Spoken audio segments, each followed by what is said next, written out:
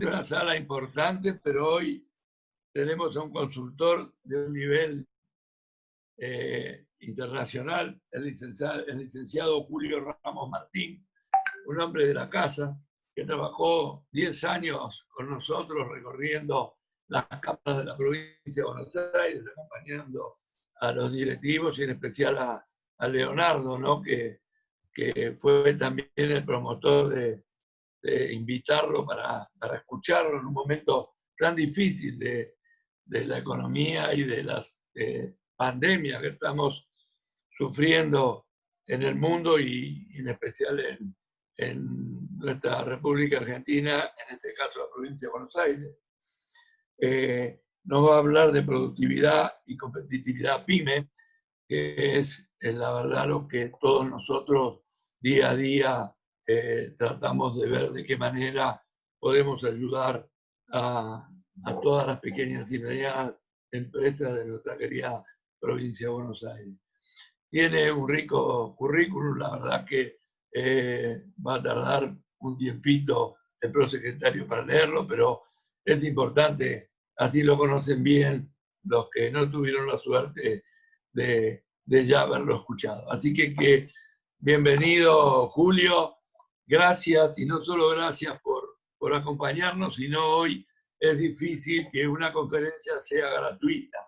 Y sin embargo, sin ningún interés económico, hoy nos vas a estar hablando de lo que te queremos escuchar, que es la productividad y la competitividad PYME.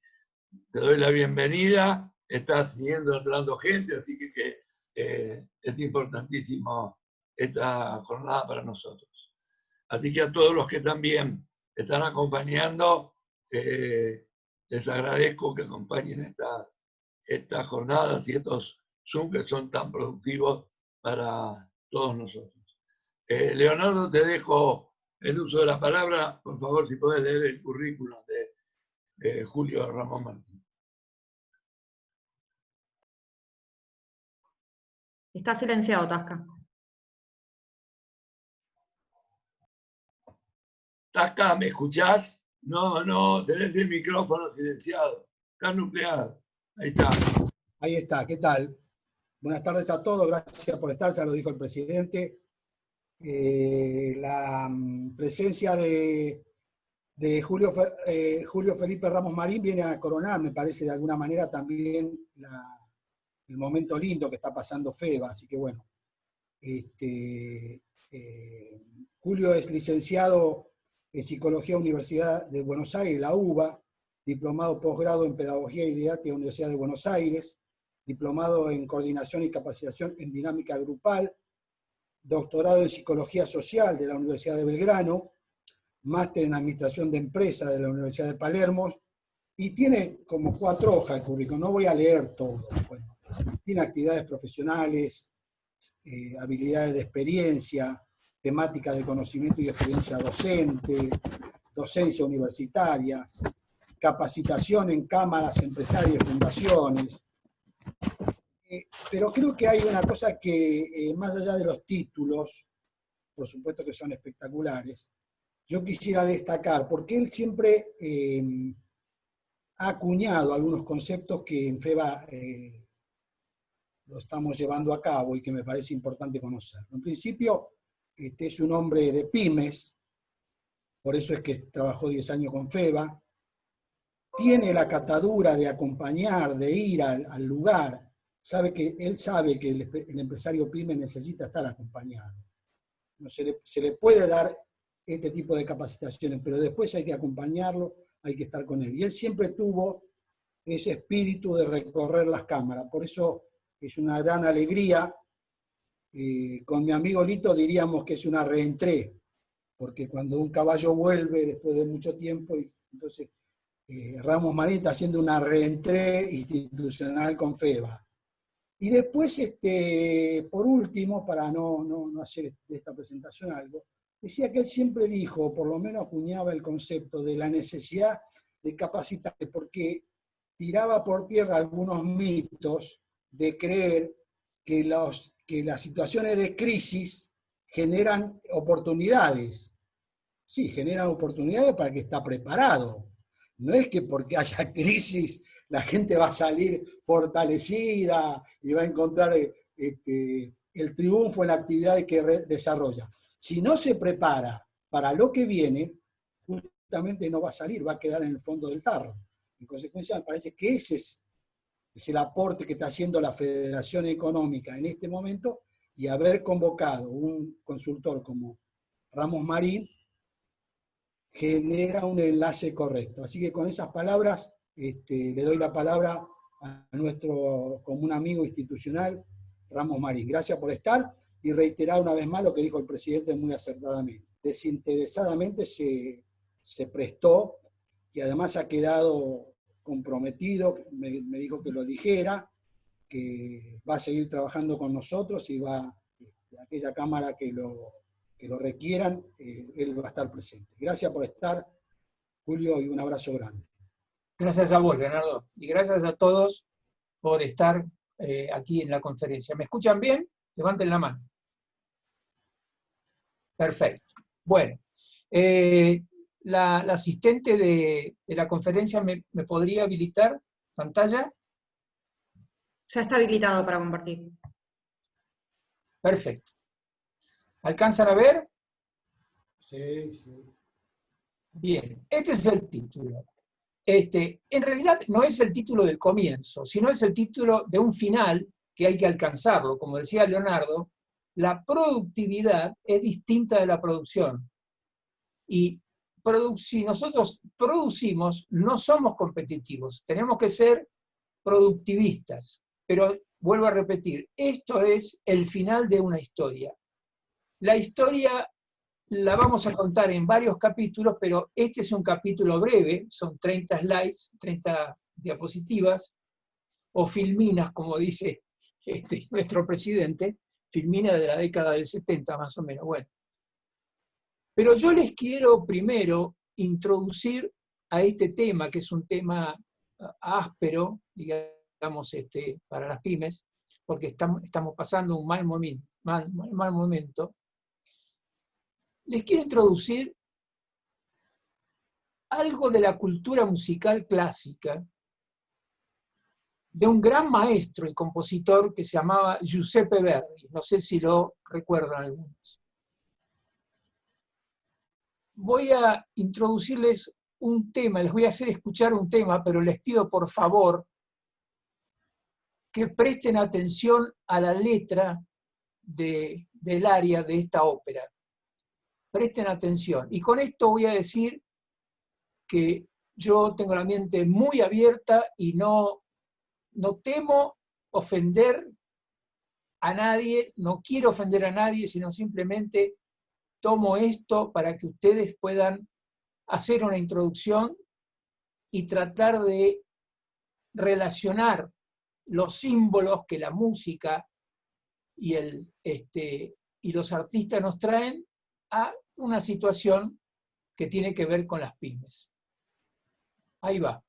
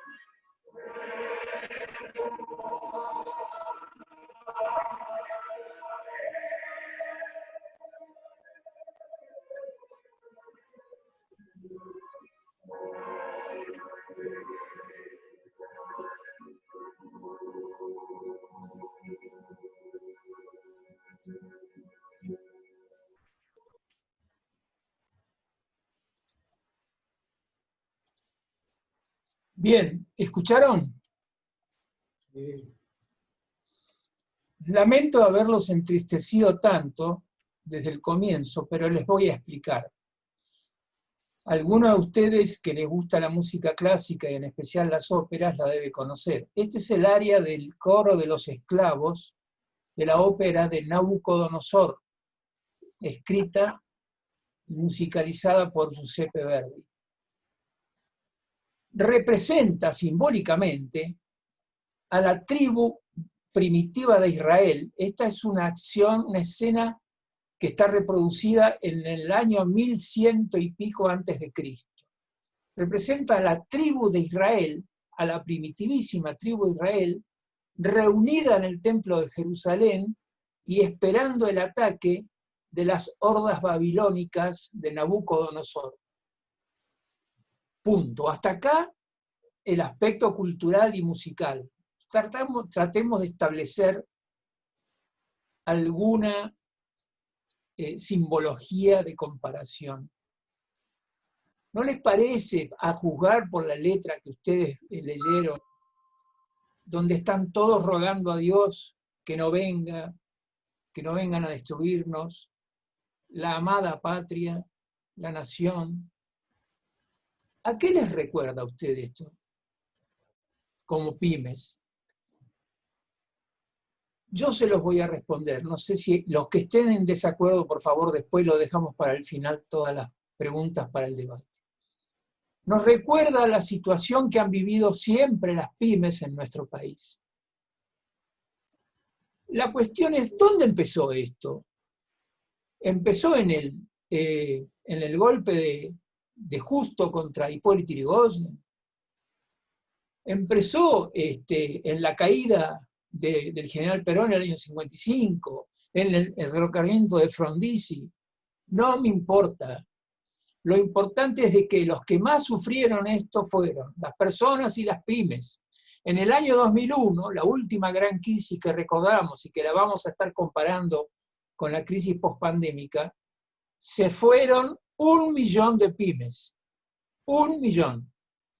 Si nosotros pensamos que el Instituto Nacional de Estadística y Censo dice que las pymes son las que más empleo producen, contratan, y que más o menos el promedio de una pyme, entre pyme pequeña y mediana, está en 10 personas, contamos 1 millón por 10 y tenemos 10 millones de gente vulnerables que no ha vuelto al trabajo, porque si se fueron con una cultura industrial que ya no existe.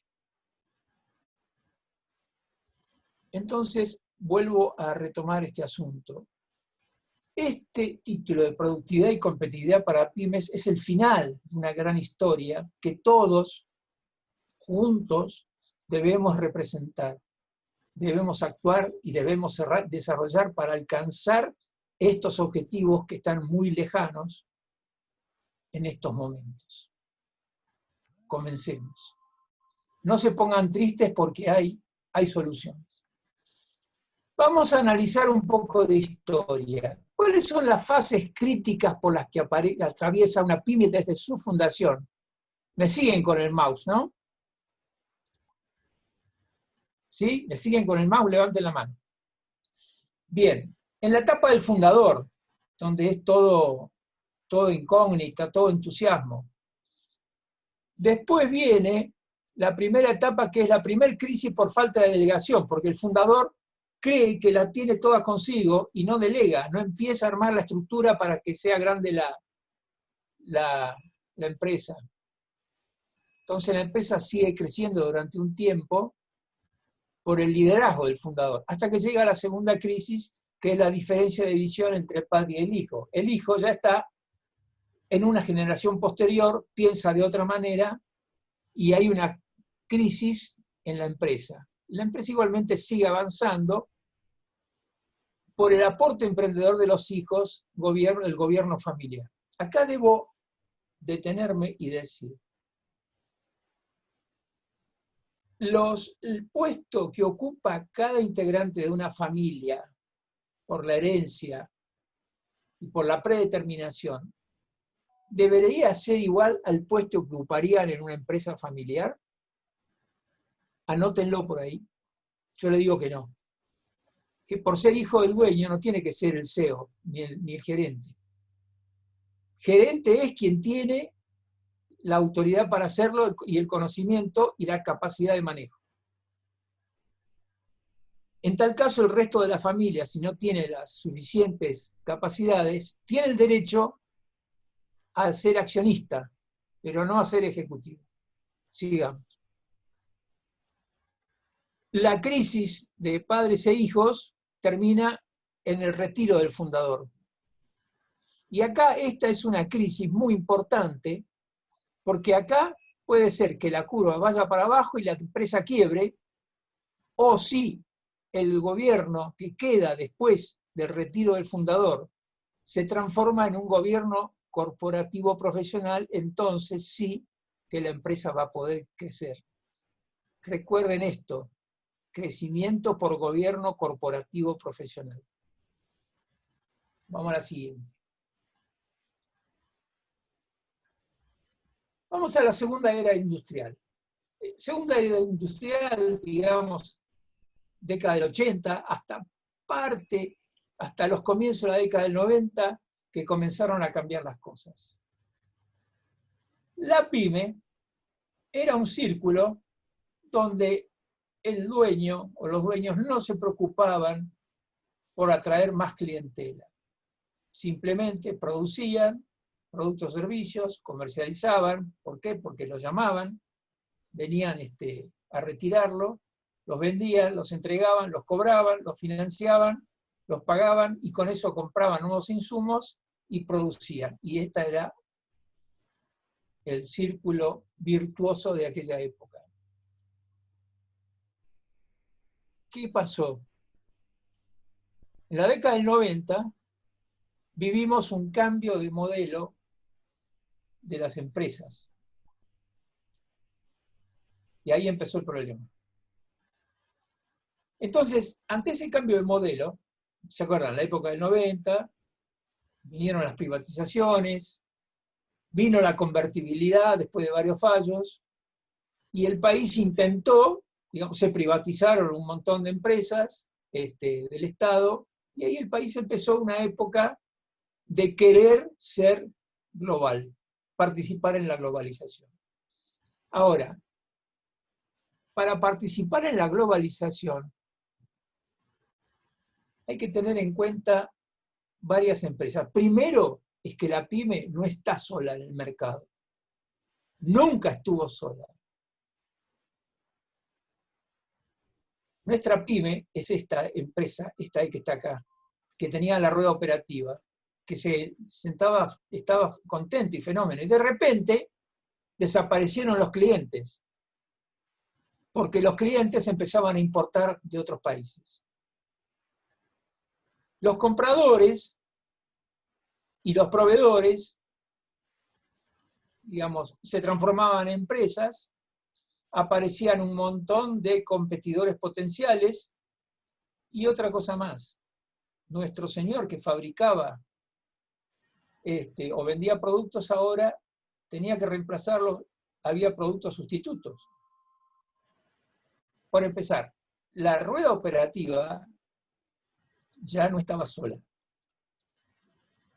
Vamos a ver el esquema completo.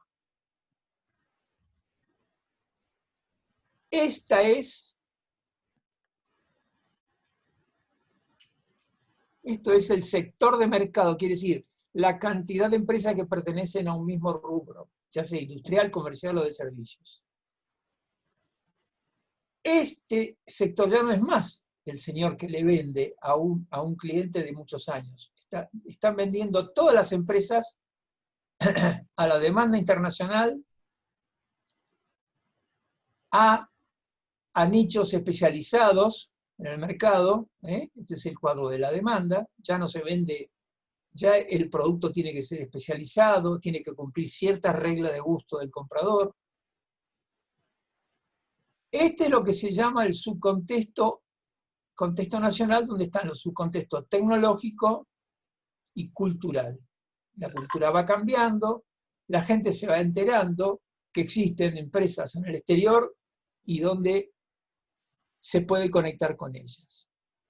Y además existe el subcontexto político legal internacional. Quiere decir que la oferta internacional, la oferta ya no es más nacional. La oferta es internacional que interviene en nuestra demanda de mercado y sustituye nuestros productos, los nacionales. Eso se llama subcontexto social, cultural e internacional. Este es la situación donde cada empresa se encuentra en este momento y desde hace bastante tiempo, quizá desde la década del 90. Ahora, ¿dónde ha quedado la visión de rueda operativa? La visión de rueda operativa es este pedacito que está ampliado acá, que está metido dentro de este sector y que compite con otras miles de empresas en tratar de ofrecer a la demanda. Si nosotros nos quedamos dentro de este sector, nos van a comer los albatros, señores. Los albatros de las corporaciones, de los países extranjeros que quieren venir a vender cosas y que han estado vendiendo acá. Entonces, la mirada ya no es más de la rueda operativa. La mirada es una visión de empresa estratégica que es esta de acá, que es mirar todo el panorama. Ahora, la pregunta sería, ¿cómo empezó esto? ¿Cuándo empezó todo esto? ¿Qué es esto? Esto es el legado de republiqueta que tenemos en este momento. El legado de una república que quizás no sea república, que deje de ser república, y que no tiene autonomía, no tiene soberanía. No escucho. ¿Me escuchan bien? Sí, sí, no hay problema. Bueno, entonces, podemos poner un punto de inicio como factor causal, lo podemos poner simbólicamente. A mí se me ocurrió pensar en el año 1989. El año 1989.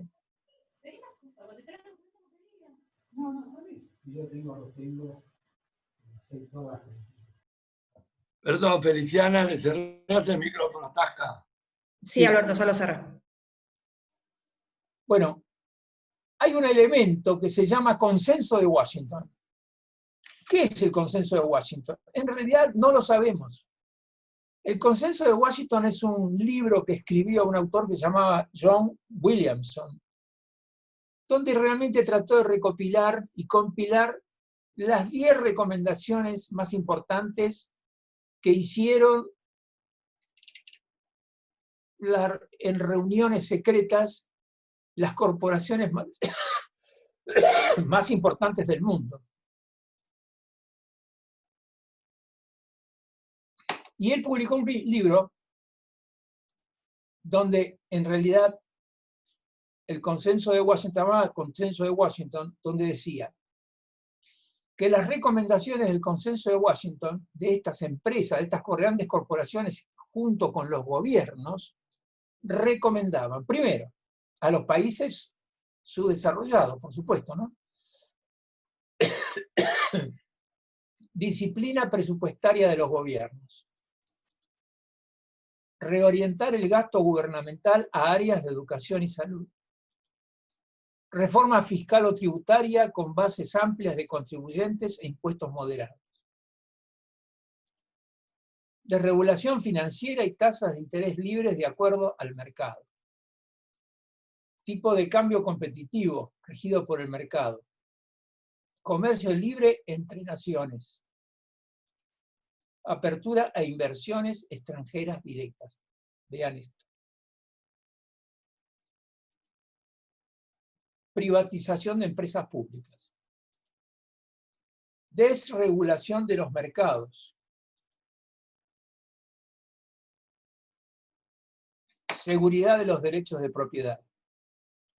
Acá abajo yo les dejo los dos enlaces para que cuando ustedes reciban estas diapositivas puedan leer bien lo que fue el consenso de Washington. Ahora, fíjense estas 10 recomendaciones. Estas 10 recomendaciones crearon en todo el mundo subdesarrollado terribles confusiones, terribles peleas que llegaron a no cumplir las recomendaciones. En realidad, ustedes podrían llegar a pensar que yo estoy de acuerdo con las 10 recomendaciones. Pero yo estoy de acuerdo con las 10 recomendaciones siempre y cuando los gobiernos argentinos las creen y las cumplan. Veamos qué pasó. Disciplina presupuestaria de los gobiernos. No existe en la Argentina desde hace varios años. Reorientar el gasto gubernamental a áreas de educación y salud. ¿A dónde existe? Reforma fiscal o tributaria con bases amplias de contribuyentes e impuestos moderados. 50% de contribuyentes en negro. Desregulación financiera y tasa de interés libres de acuerdo al mercado. ¿Dónde están? Tipo de cambio competitivo regido por el mercado. Comercio libre entre naciones. Apertura, inversiones extranjeras directas. Bueno, en realidad, ¿qué es lo que quería el consenso de Washington? El consenso de Washington querían que los gobiernos del mundo subdesarrollado se abrieran para ellos poder vender sus productos. Y nosotros nos comimos ese conejito. Si tomamos la industria automotriz, el 70% de los automóviles que se venden en el país son importados. Y el 70% de las partes, conjuntos y subconjuntos con que se arman los automóviles en el país también son importados. Nuestra industria automotriz nacional queda reducida a un 30%. ¿Por qué es esto? por las barreras de ingreso al sector industrial. La situación de mercado. ¿Cuál es la situación de mercado? Que queremos ver la pandemia. ¿Cuál es la situación de mercado? ¿Cuál será la situación de mercado post-pandémica? No lo sabemos. La maraña de legalizaciones, de artículos legales que le impiden a la empresa ponerse en el mercado a trabajar. Sociales, los temas de la relación de dependencia, los aportes previsionales, la fuerza que hacen los sindicatos. Tributarias, señores, ni hablemos de las reformas tributarias. Arancelarias. Exportar para las pymes es una pesadilla. El contexto nacional, dividido, fracturado, sin posibilidades de crear una nación en pleno desarrollo. Y además agreguémosle el contexto internacional que puja permanentemente por meterse en todos los países.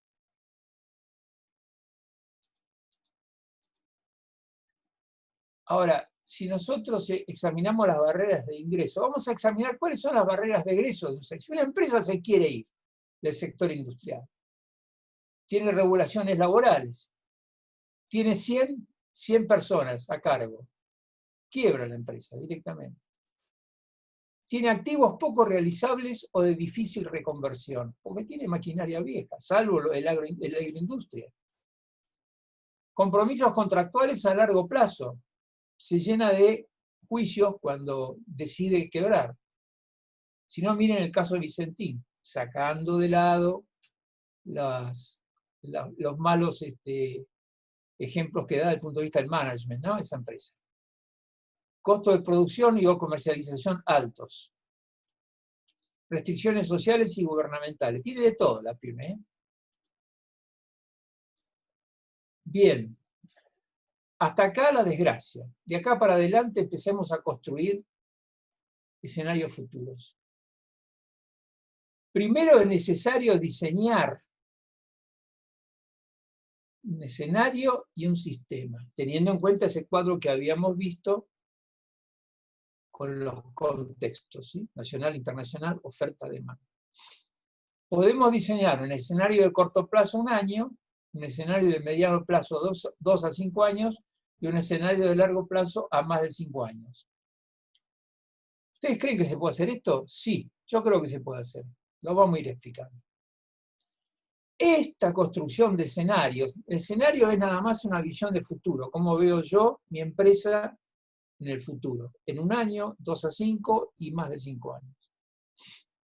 ¿Cómo sospecho que va a ser el medio ambiente empresario? Viento de popa que me permita levantar el barrilete, tormenta, nublado, con sol radiante o totalmente nublado. Yo en estos escenarios tengo que crear un escenario para cada una de estas condiciones posibles o probables. Y después tengo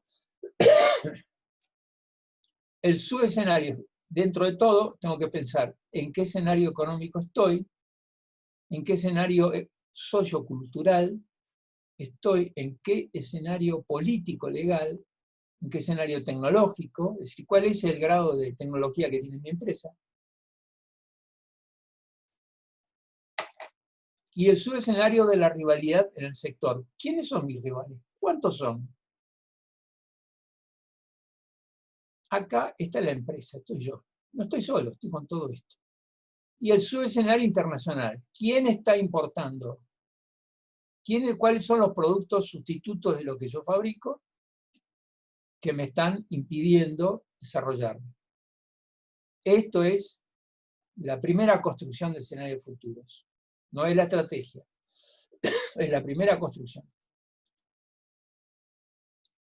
Ahora, una vez que yo construí los escenarios, tengo que ver con qué cuento para abordar esos escenarios. Esa es la matriz FODA. FODA es fuerzas, oportunidades, debilidades y amenazas. Acá está. Yo tengo que aprender buscar dónde están mis fortalezas y aplicarlas a las oportunidades. este dibujito de acá es un dibujito trágico. Quiere decir que el pez grande se come al chico. ¿Sí? Una corporación sola sirve para derrotar a más de 200 o 500 pymes. No quiero mencionar marcas. Tomemos el caso de los supermercados y el tema de las marcas propias. Los supermercados e hipermercados más o menos hoy en día están entre el 30 y el 40 y hasta el 50% de marca propia. La pregunta es acá, ¿cómo consiguieron esa marca propia? Comprando a precio hostil a las pymes que eran proveedoras. O las hacen fabricar a precios viles con la marca del supermercado. Esta es una situación en donde si nosotros seguimos siendo una pyme, no vamos a salir nunca de eso, porque vamos a estar llenos de amenazas que van a atentar contra nuestras debilidades. Bueno, vamos a pensar en las fortalezas propias para encontrar oportunidades del contexto.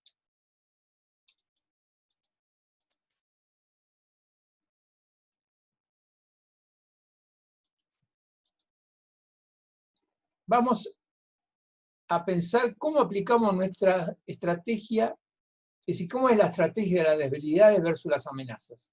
El objetivo frente a la amenaza es minimizar tanto nuestras debilidades como las amenazas. Hay que esconderse. Hay que utilizar lo que se llama marketing de guerrilla. Atacar e irse.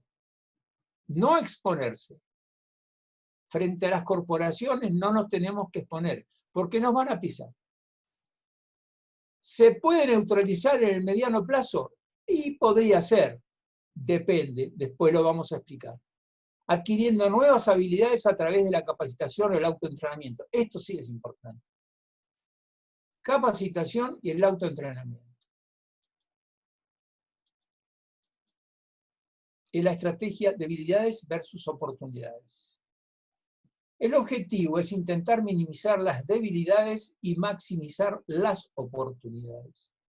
Las debilidades hay que esconderlas o destruirlas y maximizar las oportunidades, ir hacia la oportunidad.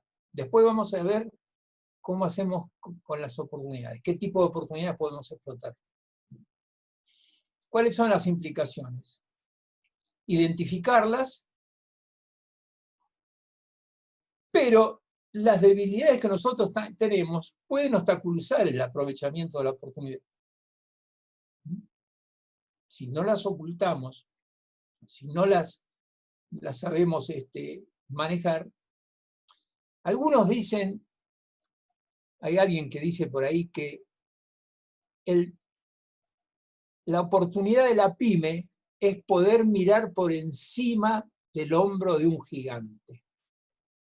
Y hay un dibujito donde tiene una pyme acá. El gigante puede hacer un movimiento de hombre y nos puede tirar desde el piso 54, ¿sí? O sea que no creamos en eso, no se puede. Frente a las corporaciones no podemos hacer absolutamente nada, ni siquiera ser amigos, ni siquiera tratar de competir con ellas.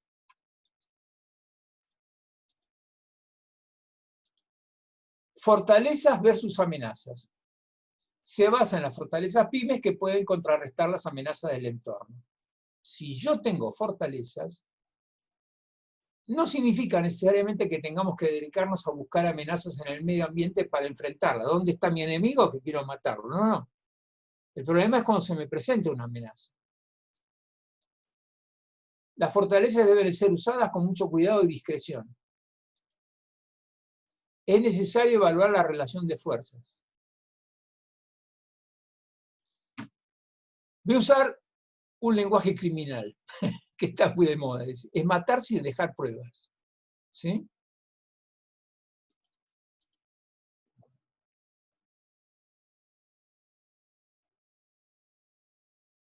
Voy a poner un ejemplo.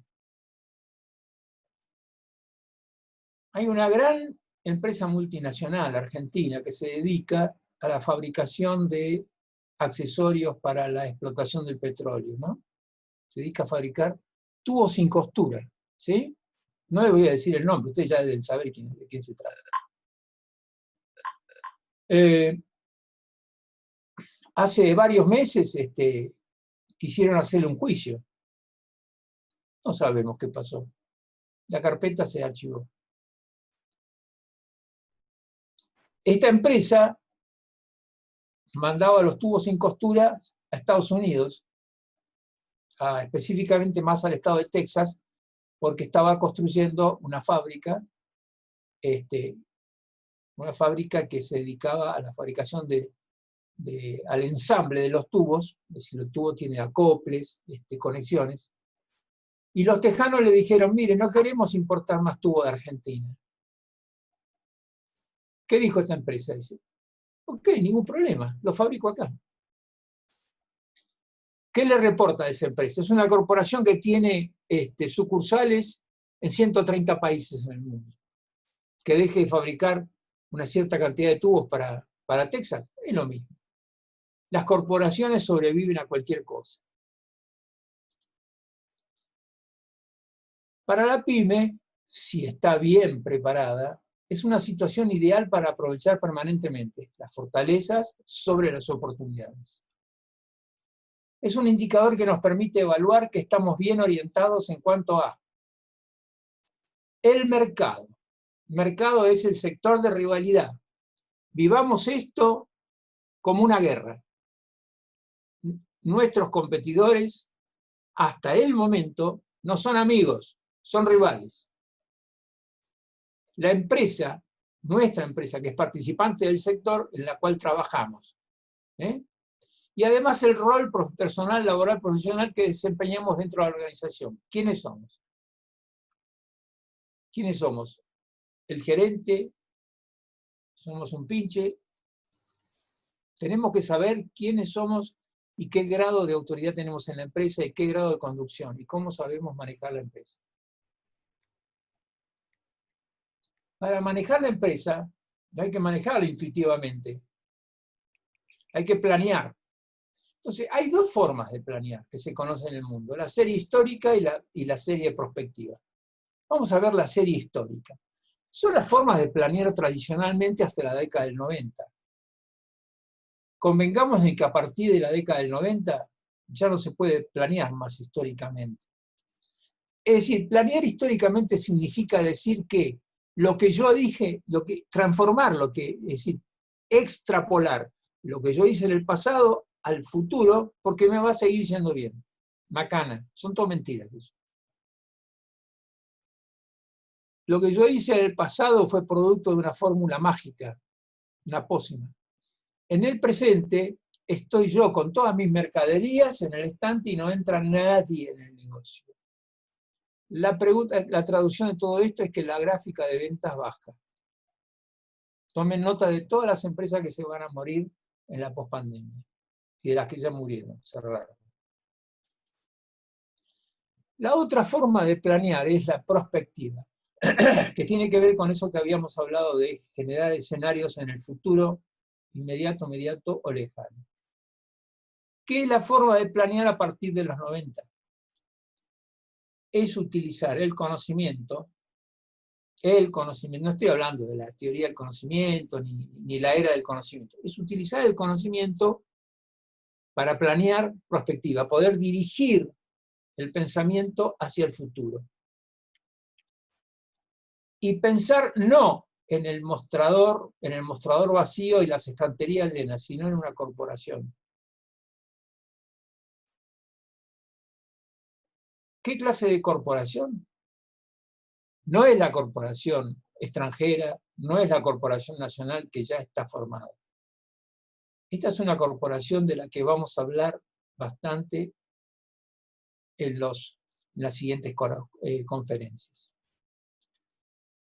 Evidentemente, si nosotros podemos llegar a esta corporación, nuestras ventas van a aumentar.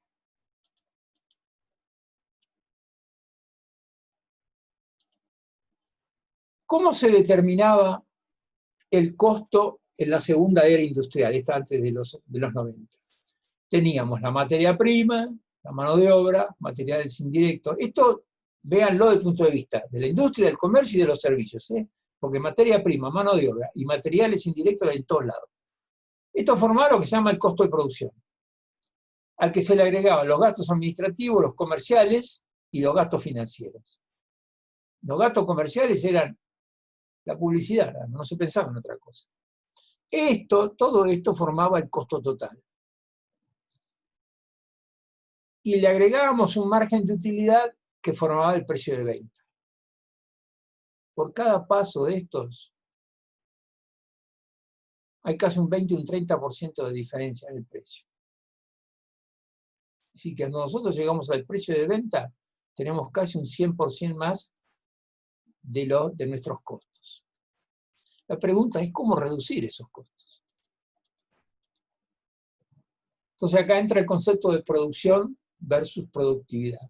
Si nosotros producimos, nuestros costos nos van a comer porque no tenemos posibilidad de reducirlos, porque los costos van en aumento por la inflación, por el subdesarrollo, por la cantidad de gente vulnerable que tenemos, por las condiciones, por todo lo que hablamos. ¿Cómo se define la productividad? Es una medida económica que calcula cuántos bienes y servicios se han producido en relación con los factores utilizados durante un periodo determinado. Es una medida. No es producir al tontón y al son. Los factores utilizados son generalmente la unidad de trabajo, el capital de trabajo, los insumos y la unidad de tiempo. No se olviden de esto, la unidad de tiempo. Mide la eficacia de producción por cada factor o recurso utilizado, o sea, el hecho de obtener el mejor o máximo rendimiento utilizado utilizando un mínimo de recursos. El logro final de la productividad es haber obtenido una economía de escala industrial. Fíjense en esto. El logro final de la productividad quiere decir que yo no la voy a poder obtener de un día para el otro. Si yo logro productividad, es porque tengo una economía de escala industrial. Y esta productividad es un cociente, que ustedes le ponen arriba el dividendo y abajo el divisor. ¿Cuál es el dividendo? La cantidad de productos obtenidos. Y abajo el divisor, que es la cantidad de factores de producción utilizados. Esto es mano de obra, medios de elaboración, capital de trabajo, insumos y tiempo, más la unidad de tiempo. Todo esto dentro de una unidad de tiempo. Este es el gran divisor.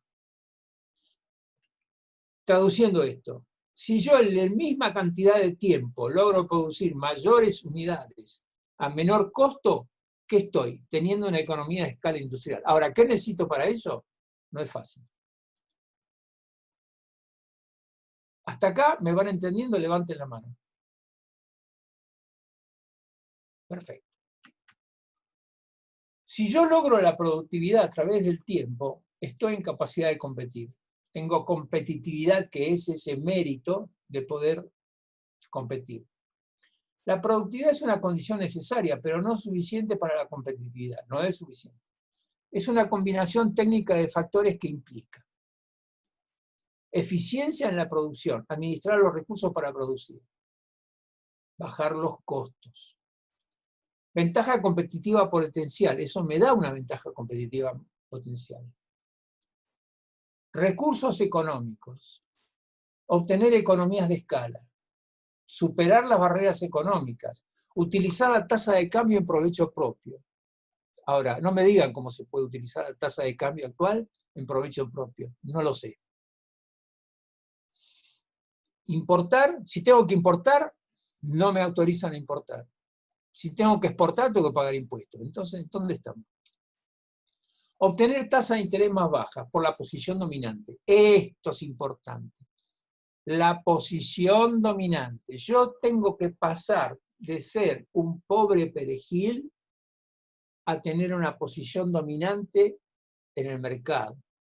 Y que mis rivales me empiecen a mirar con respeto. Eludir la inflación hasta donde se pueda. Es medio difícil en Argentina, ¿no? Pero se puede. Producir más con medios de elaboración más eficientes en la misma unidad de tiempo.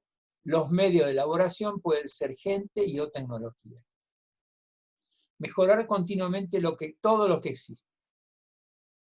Conquistar mercados internacionales no tradicionales mediante acciones de marketing específicas para llegar a la competitividad. La competitividad, señores y señoras, se consigue con acciones internacionales de marketing. En nuestro país no podemos ser competitivos. Tenemos que prepararnos para exportar. Exportar a mercados no tradicionales y con productos de valor agregado.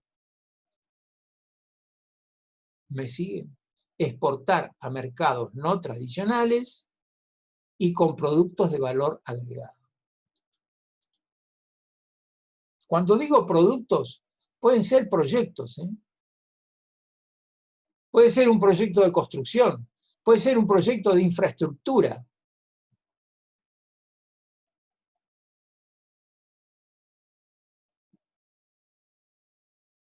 ¿Ustedes sabían que el 70% de los países del África occidental subsahariana, quiere decir la que está debajo del desierto de Sahara y mirando al océano Atlántico, no tienen agua?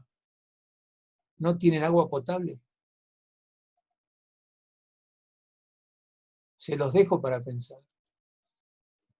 Entonces, supongamos que estamos en camino. Diagnóstico previo 1. Análisis de la base de la matriz de productos. Factores internos. Es decir, los productos que tenemos en este momento. ¿Son o no competitivos? ¿Qué matriz conforman? Los factores internos. Los productos que tengo, ¿tienen posición competitiva en el mercado? ¿Tienen rentabilidad vinculada a ventajas competitivas? Y los factores externos, ¿son atractivos para el sector nacional e internacional? ¿Y el riesgo que yo tengo está directamente proporcionado a la atractividad o no? Entonces yo tengo que hacer tipo de análisis según el rendimiento, la atracción del sector, la posición competitiva, las incógnitas, las vacas lecheras y los perros. Ahora lo vamos a ver. Vamos a analizar esto. Esta es la matriz de productos. Vamos a analizar esto. Lo ven bien todos, ¿no? Empezamos acá. Yo tengo un producto que lo quiero lanzar al mercado. ¿Yo sé cuánto voy a vender de eso? No. Ese producto se llama incógnita. Lo lanzo al mercado. Tiene dos posibilidades. Que sea una estrella en poco tiempo o que se transforme en un perro. Pobrecito el perro. Pero la pregunta sería, ¿para qué sirven los perros?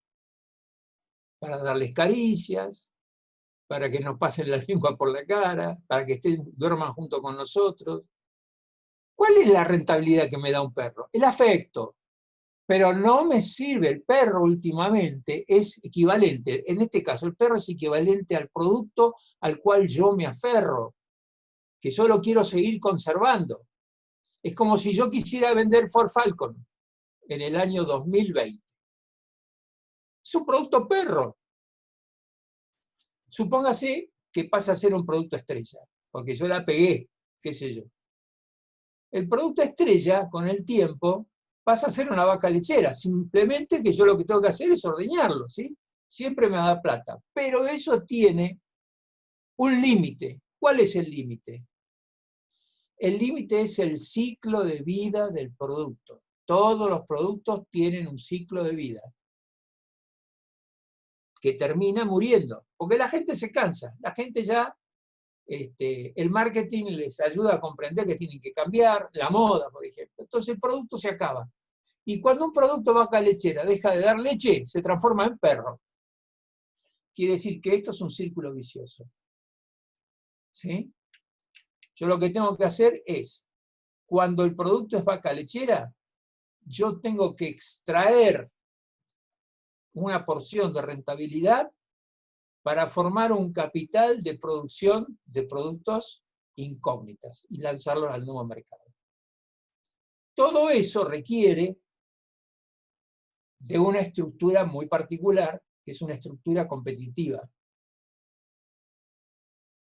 Bueno. Diagnóstico previo 2. Estamos en el diagnóstico todavía. Análisis de la cadena de valor y su ventaja competitiva. Miren. Esta es otra cadena de valor. Tiene actividades de apoyo, que son la infraestructura de la empresa, la administración de los recursos humanos, el desarrollo tecnológico y el abastecimiento, que contribuye al margen, ¿sí? Y por el lado de las actividades primarias tiene la logística interna, las operaciones, la logística externa y la mercadotecnia y la venta. Y el servicio postventa, que también contribuye al margen. ¿Cuántos clientes hemos perdido por abandonar un cliente que le habíamos vendido?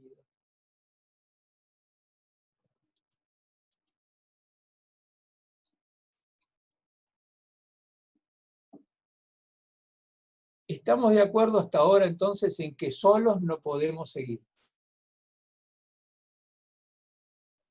Tenemos que por lo menos agregar una cadena de valor a nuestra empresa y diversificarla. Nosotros estamos acá. Ya no debemos dejar de ser esa unidad de la red operativa. Debemos tener 3 unidades de negocio mínimo, o lo que querramos, lo que podamos. ¿Por qué? Porque de esa manera tenemos mayor poder de compra a nuestros proveedores.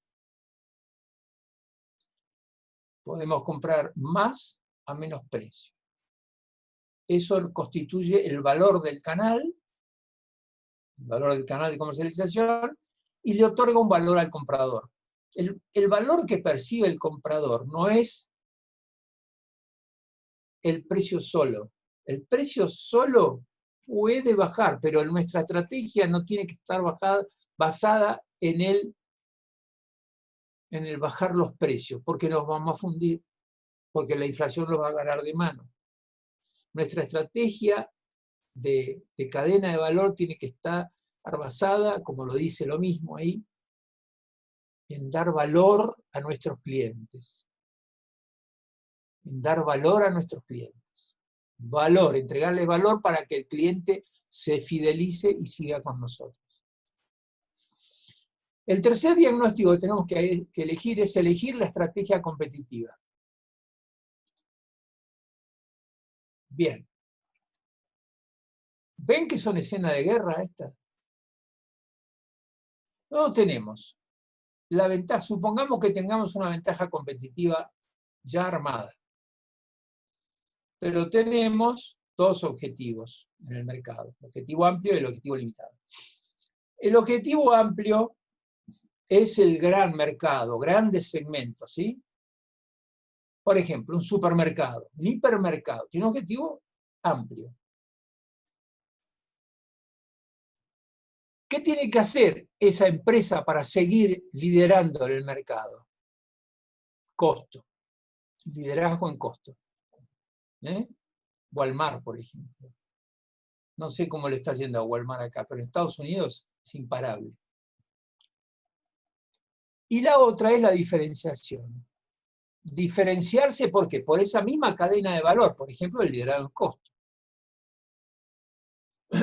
La ventaja competitiva se puede obtener por costo más bajo o por diferenciación. Ahora, si nosotros, este es el cuadro de las pymes. Nosotros tenemos un objetivo limitado. Como no tenemos economía de escala, no podemos aspirar a entregarle nuestros productos a millones de personas. Entonces tenemos que optar por 2. Un enfoque de diferenciación. El enfoque de diferenciación quiere decir construir un producto, un servicio, o vender un producto que nos diferencie notablemente de nuestros rivales en el sector. Pero ese enfoque de diferenciación no tiene que jugar con los costos. Este producto de acá tiene valor agregado, no tiene costos. Entonces tenemos que tratar de vender un producto de valor agregado, que el cliente pueda separar la parte de valor agregado del costo del producto y pueda decidir por la parte de valor agregado. Hay otra estrategia que es el enfoque de costos. Esta yo no se la recomiendo a nadie. Porque si yo soy una pyme que tengo problema con los costos y encima quiero vender cada día más barato, ¿qué voy a hacer? Me voy a fundir. Entonces, esto es, mientras yo sea una pyme, tengo que trabajar el enfoque de diferenciación en un mercado de diferenciación. De nicho, de nicho. Pocas empresas. Bueno, ahí estaba marcado con estrellas, ¿sí? Otro diagnóstico, el cuarto, atrapado en la mitad. Ahí tenemos a nuestro empresario pyme atrapado dentro de una nube tóxica, no sabe para dónde ir. Porque no logra implementar estrategias genéricas, ninguna de las 4 que habíamos visto. En definitiva, no posee ventaja competitiva, pero el tipo quiere salir adelante. Vicentín, no sé con qué se metió, qué quería hacer. Miren cómo le está haciendo. Su posición de desempeño es baja. No compite, hay peligro de eliminación. Tiene utilidades fortuitas, expone las debilidades. Se niega a realizar elecciones competitivas, acciones inconsistentes. Molesta a los exitosos. Se mete con los gigantes. Y entonces hay peligro de retaliación, venganza. Acuérdense del gigante con el hombrecito de arriba mirando por encima del hombro. Y el gigante que le hace un oso así lo tira del piso 54. Pierde los segmentos elegidos. Conclusión, existe gran cantidad de pymes en esta situación. Porque quieren crecer solas. Y se encuentran atrapadas en una nube tóxica de estrategias no competitivas y terminan muriendo en manos de los financistas, ¿sí? O del banco. ¿Cómo salimos de esto? No comprometiendo la estrategia genérica si es exitosa. Un segundo. Si nosotros elegimos una estrategia genérica, que es el enfoque de diferenciación, y esa nos resulta exitosa, mientras no podamos cambiar hacia posiciones de desarrollo más grandes, quedémonos ahí. Ocultémonos de los grandes, hagamos marketing de guerrilla y vendamos sin que los demás se den cuenta.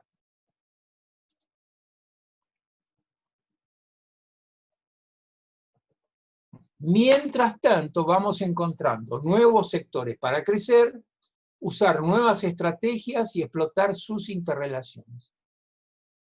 Nuevos sectores para crecer, no alianzas con los gigantes. Con los gigantes perdemos siempre. Partimos del supuesto que las pymes somos todas vulnerables, ¿sí?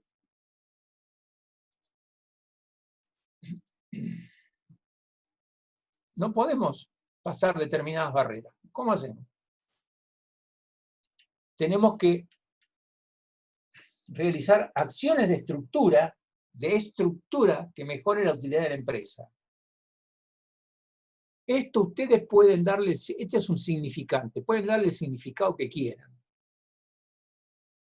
Despedir personal, vender maquinaria, achicarse. Yo no se lo recomiendo a nadie.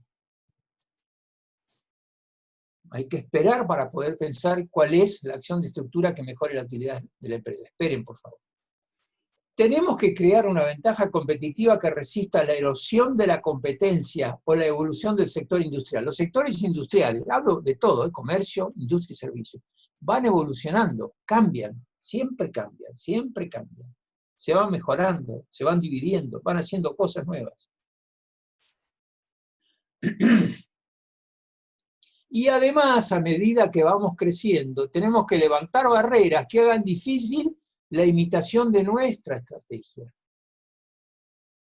¿Sí? Yo estoy acá y acá no entra nadie. Un poco como las montañas de tierra que pusieron en los pueblos del interior. Acá no entra nadie, nada más que nosotros. Y otra cosa es que seamos considerados una amenaza para los otros competidores. Clima de guerra, ¿sí? No hay otra. Pasos hacia el modelo de competitividad. Primero, debemos sentarnos con nuestro hogar ejecutivo, con nuestra familia, decir, ¿dónde estamos y hacia dónde queremos ir? Entonces, para eso tenemos que tener una visión. Visión es proyectar el pensamiento hacia adelante 10 años y poder expresar una frase que diga, ¿qué quiero ser? Yo quiero ser esto dentro de 10 años. Quiero tener tal tamaño y quiero dedicarme, tener tanto personal, tal maquinaria y quiero dedicarme a exportar a países. Segundo, la misión. ¿Qué voy a hacer yo para alcanzar esa visión en los 10 o 20 años que me propongo? Son lo que se llaman los juegos que yo voy haciendo temporalmente para ir, los hitos que voy haciendo para alcanzar la visión.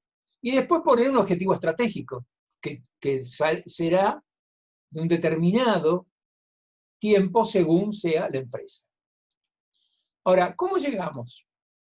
Bueno, si el objetivo estratégico es fijar un punto de llegada, yo voy a llegar a través de tácticas, o sea, esos hitos que voy a ir poniendo en el camino, que esas tácticas son acciones parciales que me conducen al objetivo estratégico, a la misión y a la visión, y además también nutrirme de tecnologías. ¿Cómo sabemos cuándo llegamos? Porque el problema es eso, ¿cuándo llegamos? Necesito tener un cuadro de mando integral. En inglés se llama Balanced Scorecard, BAC. Cuadro de mando integral, no importa. Es decir, lo pueden bajar de la red, de la web, pero traten de probarlo. ¿Qué voy a hacer hoy? ¿Qué voy a hacer mañana, el año que viene, pasado? ¿Qué quiero ser? 5, 10 años. Que sea su guía y ver si lo pueden ir cumpliendo. Por ejemplo, ahora vamos ya a lo concreto. ¿Cómo puedo armar mi cadena de valor? La más interesante de todas es fabricante directo a consumidor, ¿sí? Acá en el medio no hay ningún costo, no hay ningún costo adicional. Ahora, si yo fabrico y se lo vendo a un minorista y el minorista al consumidor, ¿quién es el que gana? Acuérdense, hay un 30% de incremento en el costo por cada paso.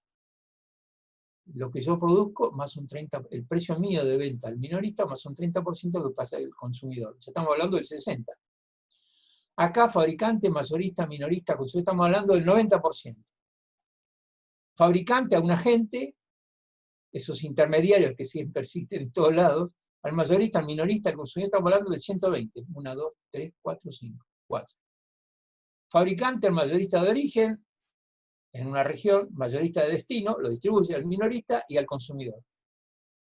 Estamos hablando del 150%. Fíjense, desde que salió de fábrica hasta acá, estamos hablando de un 150%.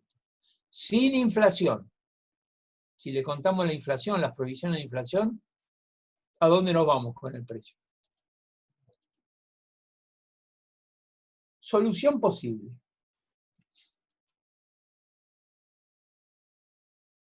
Bueno, este sería como el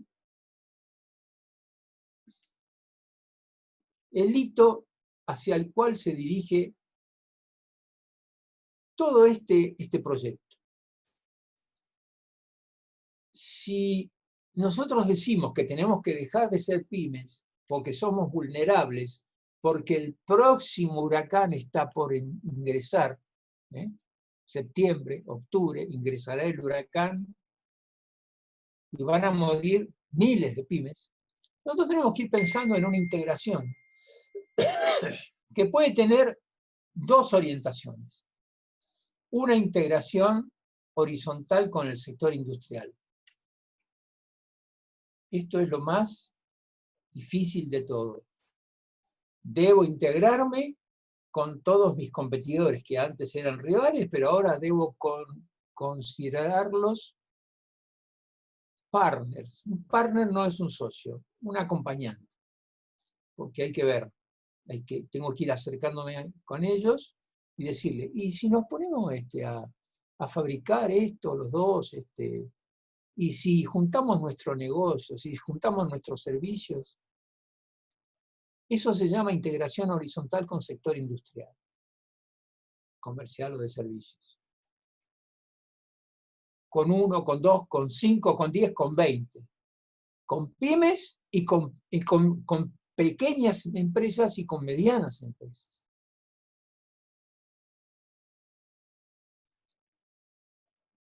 Hago esta pausa para que lo piensen. Supónganse que yo logro nosotros logramos, el sector logra que se junten 50 pymes y 10 medianas. 50 pequeñas empresas y 10 medianas en una sola corporación. Eso es al final del camino, señores, no es ahora. ¿Quién nos para? ¿Quién nos puede parar? Además de eso, nosotros tenemos que tratar de crear una integración ascendente hacia proveedores. ¿Qué es lo que hacen los supermercados, señores? Las pymes que trabajan para los supermercados trabajan durante un cierto tiempo. Primero le dicen, mirá, te acepto el producto en la góndola con tu marca. Y llega un momento que le dicen, no, mirá, el producto ahora va a tener mi marca. Vos fabricás lo mismo, pero le ponés mi marca. Y la tercera etapa es, te compro la empresa, porque yo cada vez te pago menos. El 40% de los productos de marca propia de los hipermercados se ha hecho de esa forma. Con esto hay que tener mucho cuidado, porque los proveedores son rivales potenciales. Y después tenemos que ver, utilizando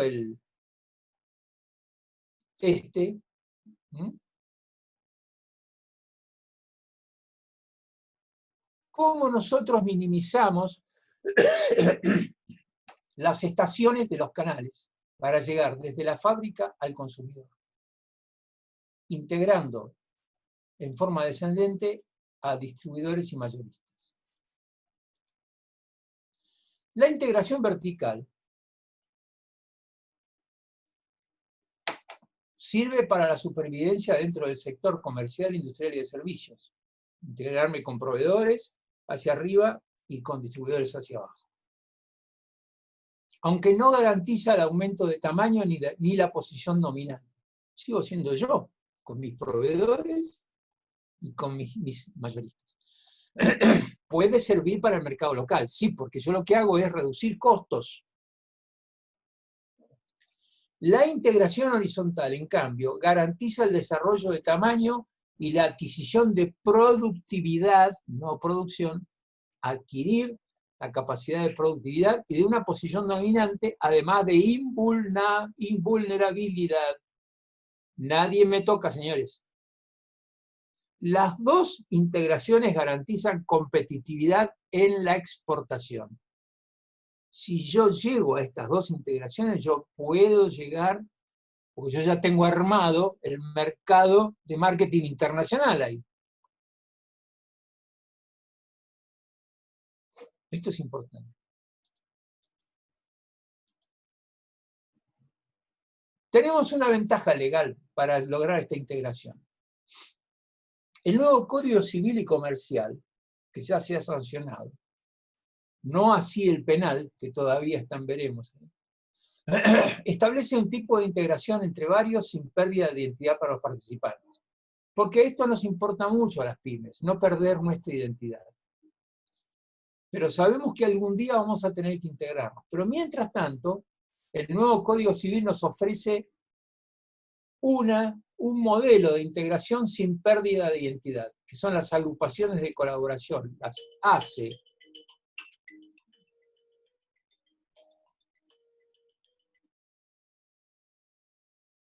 Yo no sé si ustedes lo han practicado alguna vez. Levante la mano quien conoce el modelo de agrupación de colaboración. Bueno. Se forman cuando las partes establecen una organización común con la finalidad de facilitar o desarrollar determinadas fases de la actividad de sus miembros o de perfeccionar o incrementar el resultado de tales actividades.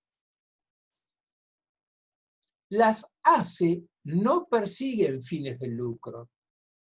Las ventajas que generan deben recaer directamente en el patrimonio de las partes agrupadas o consorciadas. No pueden ejercer funciones de dirección sobre la actividad de sus miembros componentes. Quiere decir que son una unidad que obedece a los participantes del consorcio. Y son un consorcio o una juntada de pymes que no pierden su identidad. Las ACE figuran en el nuevo Código Civil y Comercial, la sección tercera, artículos 1453 a 1492. Los otros métodos de integración y sus formas jurídicas las desarrollaremos en el seminario completo. Les explico un ejemplo práctico de una ACE. Hay un ejemplo, ya está hecho. ¿Alguien conoce que exista una ACE en la provincia de Buenos Aires? Es el Grupo Márquez, que empezó en San Isidro. La Casa Márquez era una casa de electrodomésticos. Y se le ocurrió, cuando apareció la primera ACE, que era la primera promulgación del Código Civil y Comercial, empezar a llamar a todos los negocios de comercio de artículos eléctricos para el hogar y juntarse. ¿Juntarse en qué? En las compras. Se constituyó una agrupación de colaboración empresaria, pusieron un gerente de compras y le pusieron 2 o 3 tutores que venían de las empresas consorciadas para que lo vigilaran. Porque en las compras, ustedes saben, siempre se resbala una mano. Entonces, la ACE puede comprar por cuenta y orden de todos los integrantes. Solamente puede comprar, no puede vender. Pero sí tiene habilitada la posibilidad de exigir que se le facture con el precio de descuento a cada uno de los participantes en cantidad y precio. ¿Me siguieron? Yo no pierdo identidad y compro utilizando un descuento por mayor cantidad, de la cual una parte viene a mi negocio y otras partes van a otros negocios que formamos la ACE. Pero ninguna perdemos identidad. Esto yo creo que es algo que ustedes lo pueden hacer porque está muy controlado, no hace falta que ustedes se integren y formen a la sociedad. Y otra cosa más. La ACE tiene una función legislada que tiene que ver con la compra, nada más, no puede vender. Tiene que comprar por cuenta y orden de las empresas que le integran. Pero si yo esa ACE la pongo en otro país, ya no es más ACE. Es una empresa que puede ser una UTE con miembros de cada uno de los participantes, y esa empresa administra y dirige las operaciones en el país extranjero.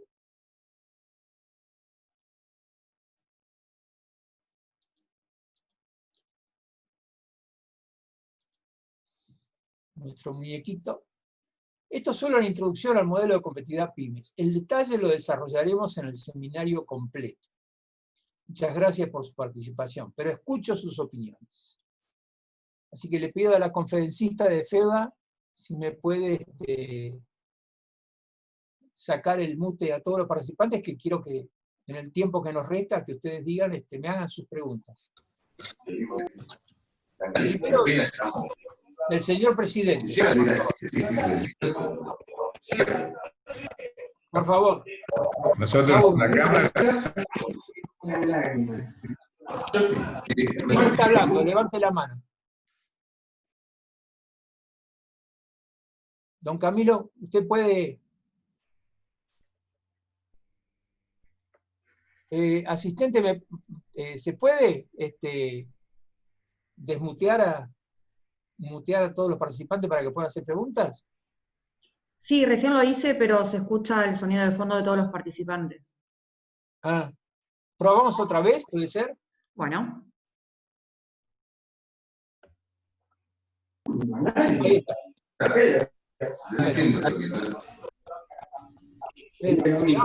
Señor Cali, por favor.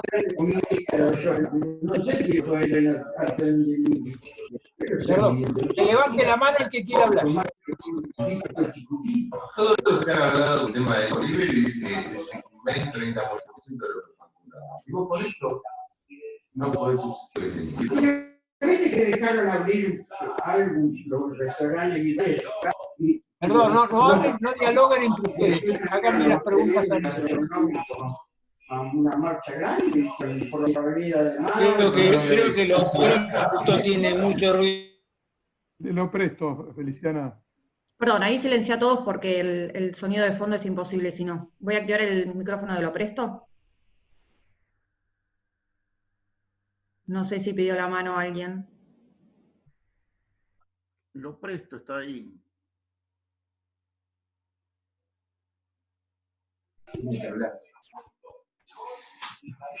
Buenas tardes. Me pareció muy buena y provechosa toda la exposición. Creo que es muy importante que empecemos a reactivarnos y analizar el funcionamiento de nuestras pymes, pero como bien se dijo por ahí, condición necesaria y suficiente. Yo creo que es una condición necesaria, pero no es suficiente en la medida en que no se llega a un cambio de fondo en todo lo que hace a leyes impositivas, sistemas financieros, las leyes gremiales, los aportes. Yo creo que hay un montón de cuestiones que nos trascienden y que deben ser cambiadas necesariamente, porque si no nuestras empresas van a poder prestar un poco, bastante mejor, pero de ninguna manera el actual esquema que tenemos, como bien también dijo nuestro expositor, no es un motivo en este momento de determinar cuándo sucedió, pero tenemos una legislación que directamente es nefasta para las pymes, en todos los aspectos que podemos considerar. Eso quería aportar.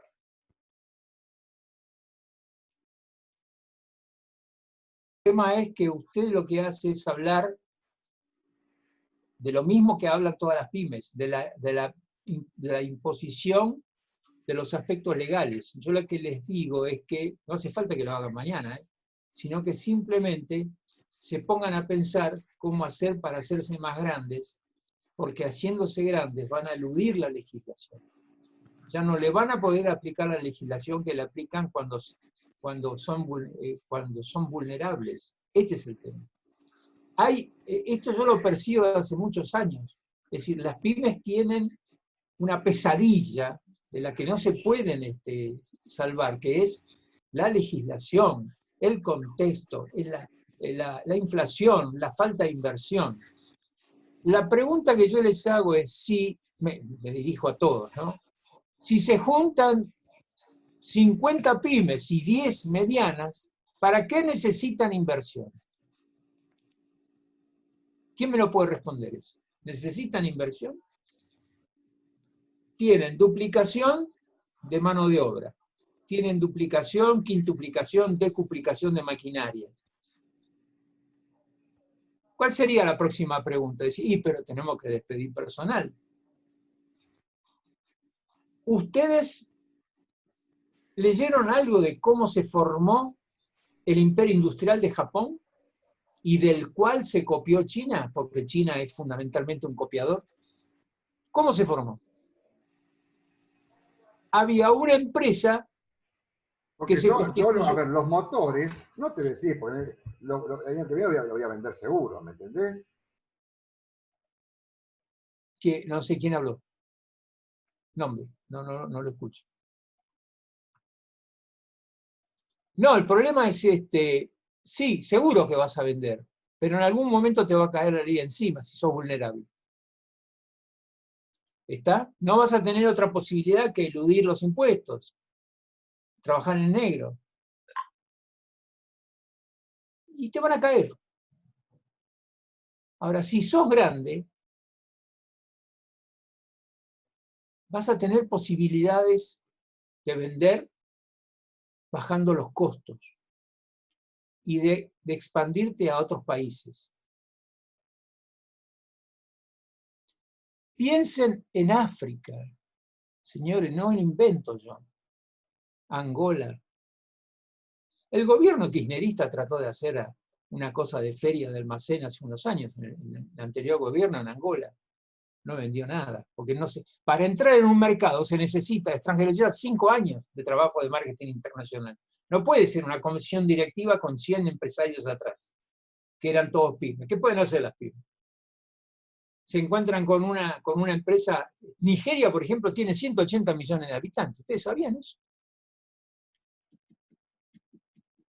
Y España, Francia, Italia, Portugal e Inglaterra se dedican a la explotación de los minerales en África. Son depredadores por excelencia. Pero dejan residuos, pobreza, falta de infraestructura, que pueden ser aprovechados por una corporación nacional argentina. Ese es mi sueño. Yo antes de morir me quisiera ver alguna corporación nacional argentina construida y exportando al exterior. O entregando tecnología llave en mano, ¿sí? Una obra de infraestructura, por ejemplo, en Nigeria o en Angola. 100 millones de habitantes, 80 millones. Yo no digo que sea África, qué sé yo, busquen en cualquier otro. Pero dejen de pensar en Estados Unidos y en la Unión Europea, porque no les van a dar más bola a nadie. ¿Qué hizo Macron cuando empezó la pandemia? Macron, el presidente de Francia, dijo, este problema de la pandemia está provocado por China. No lo acusó de lanzar al mercado un virus que se propagó por todo el mundo. Todavía no lo sabemos eso.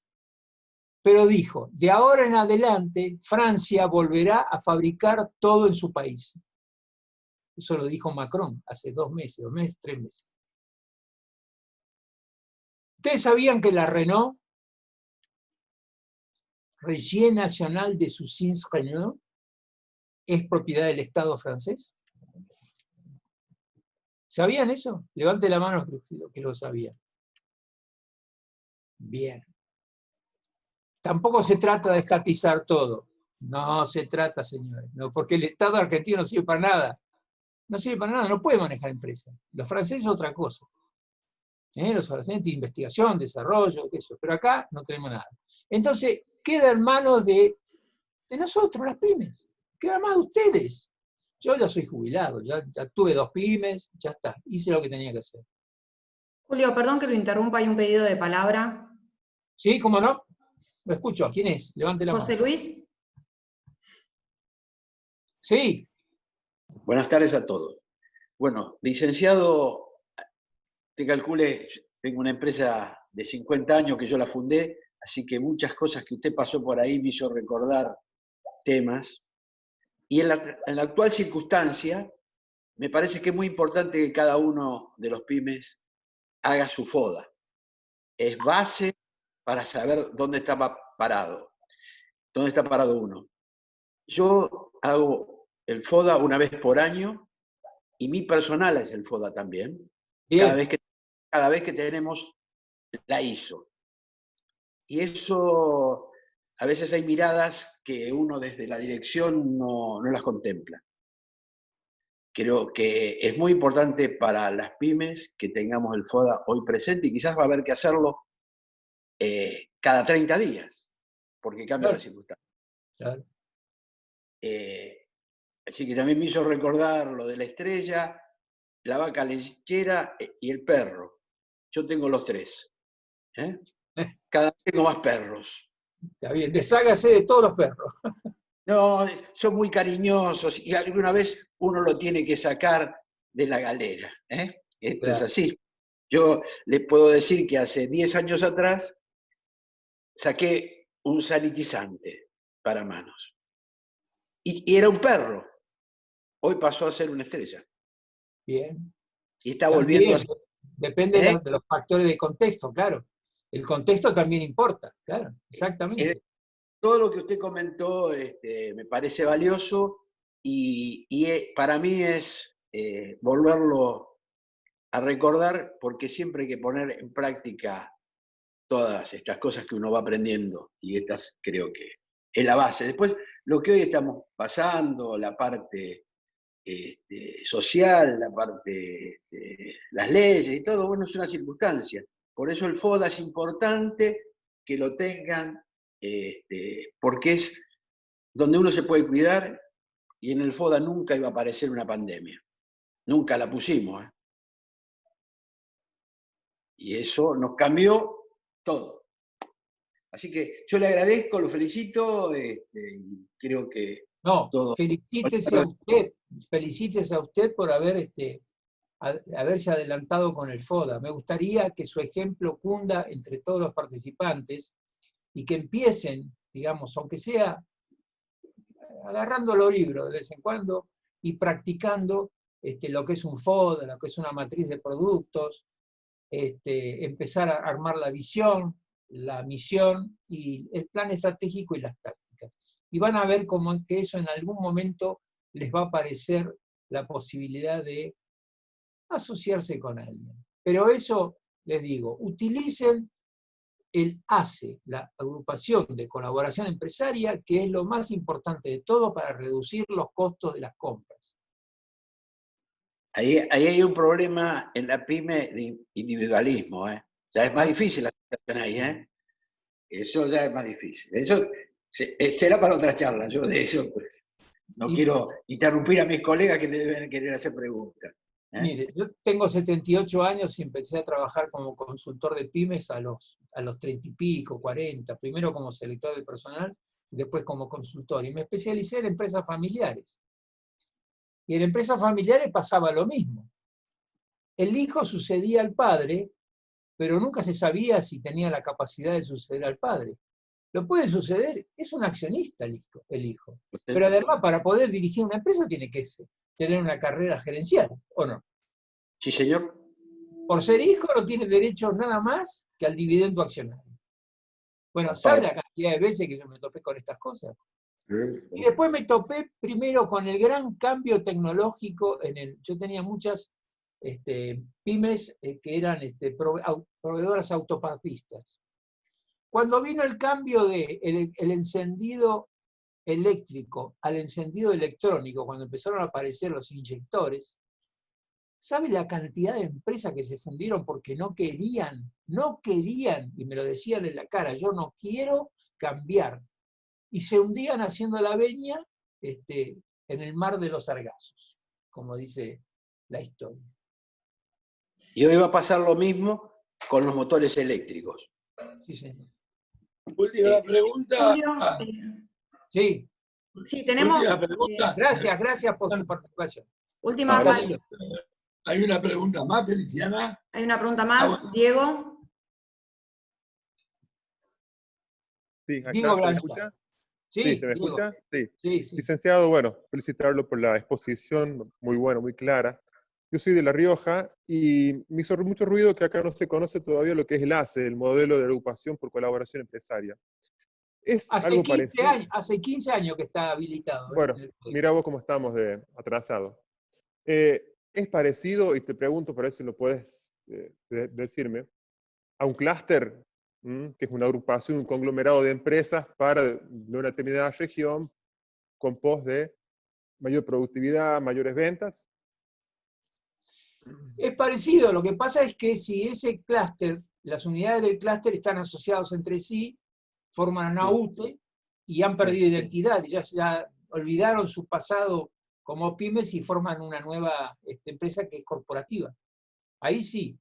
Pero yo, como sé lo que piensa José Luisito, no les estoy proponiendo eso. Les estoy proponiendo que hagan una agrupación de colaboración empresaria. Es colaboración, es un modelo asociativo muy liviano, que le permite a cualquiera formar y además sirve para bajar los costos en las compras.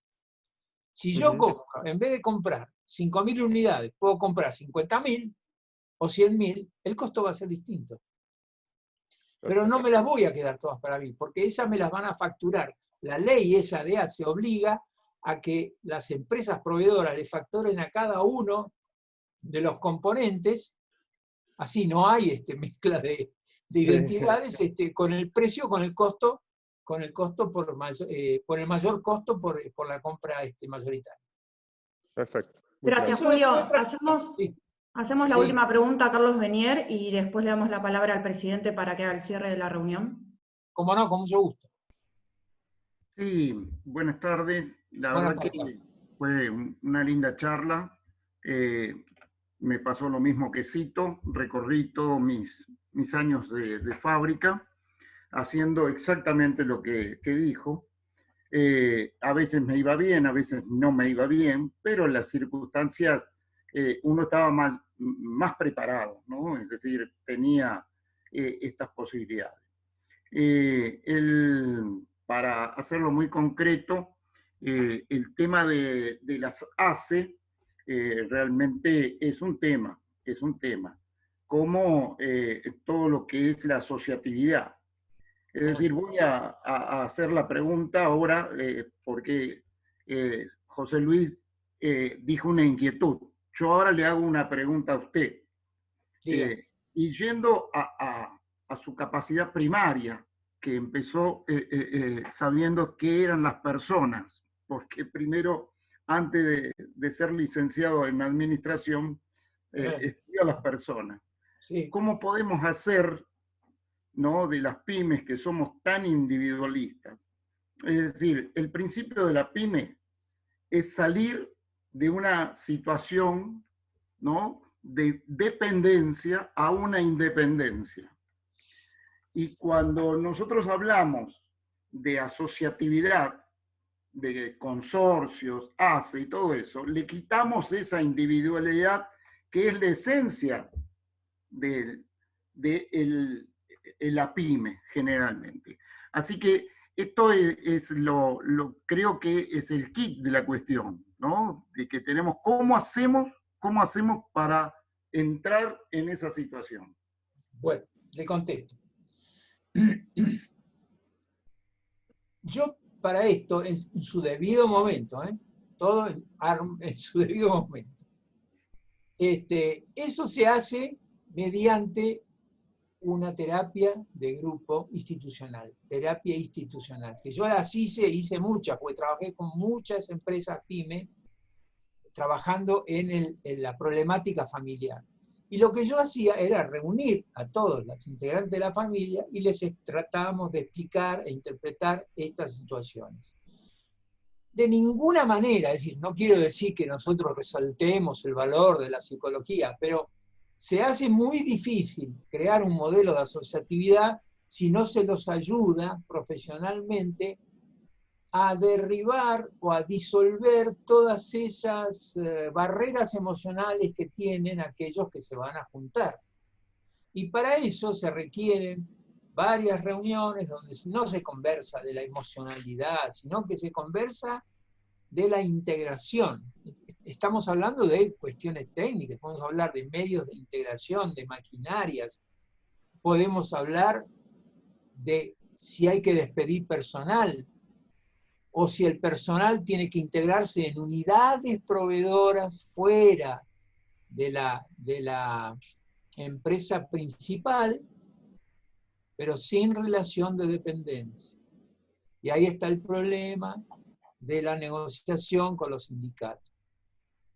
Pero el asunto es así. Es decir, yo quiero formar una corporación nacional que no despida a ninguno, que los pase de categoría, que pase a ser emprendedores, que se anoten en el monotributo y que la administración central le fije una cuota parte de producción a un valor, digamos, determinado por ambas partes para que le provean. Y el resto, la empresa nueva creada con los ex empleados, tiene la libertad de venderle a cualquier otro. ¿Me siguen hasta acá? Entonces yo no despido a nadie, los transformo como emprendedores. Y FEBA va a tener mucho más afiliados de lo que tiene ahora.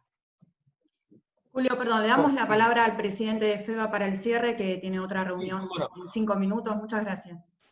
No, gracias. Bueno, licenciado Julio Ramos, la verdad que, como dije al principio, un lujo. Todo el mundo felicitó por muy buena exposición. Sí. Seguro que con consultores como usted nosotros vamos a poder salir de este mal momento que están pasando las pymes. Y cuando hablaba Cito, que es de Lomas de Zamora como yo, y yo conozco que empezó en un taller, en un garaje, y hoy es una de las empresas más importantes de la República Argentina, sino la más importante por los vaivenes que habrá pasado. Sin embargo, el perro le dio buenos resultados. Así que agradecido a la sala, que la verdad casi llegamos a los 50 participantes, y después de 2 horas estamos en el 80%. Fue muy, muy, muy claro, y le agradecemos nuevamente por 2 cosas: por lo que nos hizo ver y por su desinteresada, su participación desinteresada, porque en estos momentos estar 2 horas trabajando, porque usted está trabajando gratuitamente, para nosotros es muy importante. Así que FEBA le agradece la participación. No hay ningún problema, señor presidente. Yo siempre trabajé gratis para FEBA. Siempre trabajé. Armé un call center, no tuvimos mucha suerte, pero en realidad los cursos que yo daba en las cámaras, eso sí, esos cursos venían por el convenio con la CEPIME de aquel entonces, la CEPIME, ¿no? Es decir, la CEPIME pagaba el 50% y Así que yo a FEBA no le cobro absolutamente nada, porque FEBA fue una gran experiencia en mi vida de consultor, y todo mi trabajo de consultor lo hice en FEBA y en otras asociaciones también, que quizás sean rivales de ustedes, pero no importa. Bueno, le agradezco mucho, y quería decirle 2 cositas para todo el resto. Es decir, ustedes me ven acá con un fondo que parecería ser que yo estoy transmitiendo desde el piso 24 del Sheraton Hotel. No sé, ¿ven la Torre de los Ingleses ahí? ¿La ven, no? ¿La ven acá? Acá está la Torre de los Ingleses. Bueno, esto se llama background en Zoom. El background es una imagen que uno puede elegir de su catálogo, de la foto que ustedes tengan de paisaje, y ponerla detrás. ¿Está?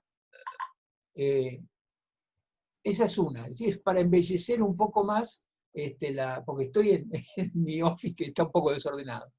Y la otra son los anteojos, digamos. Yo tengo un pequeño derrame en el ojo izquierdo, y entonces me tengo que preservar de los rayos ultravioletas de la pantalla y de los reflectores. Les agradezco muchísimo la presencia de todos ustedes. Sé que estoy hablando con dirigentes, empresarios, que van a divulgar esta palabra, y que desde ya cuenten conmigo para lo que deseen, para seguir con estas conferencias, y cuando termine esta maldita pandemia, nos reuniremos con la mesa directiva de FEBA y combinaremos todas las maniobras que hay que hacer para poder difundir, no solamente esto, porque esto es una enésima parte, es un seminario de 4 jornadas enteras, en una forma de taller donde todos van a trabajar su plan de formación de estrategia competitiva. Así que al servicio de ustedes cuando ustedes me necesiten. Muchas gracias. No, gracias a todos, les agradezco a todos. Gracias. Saludos, un abrazo a todos. Gracias.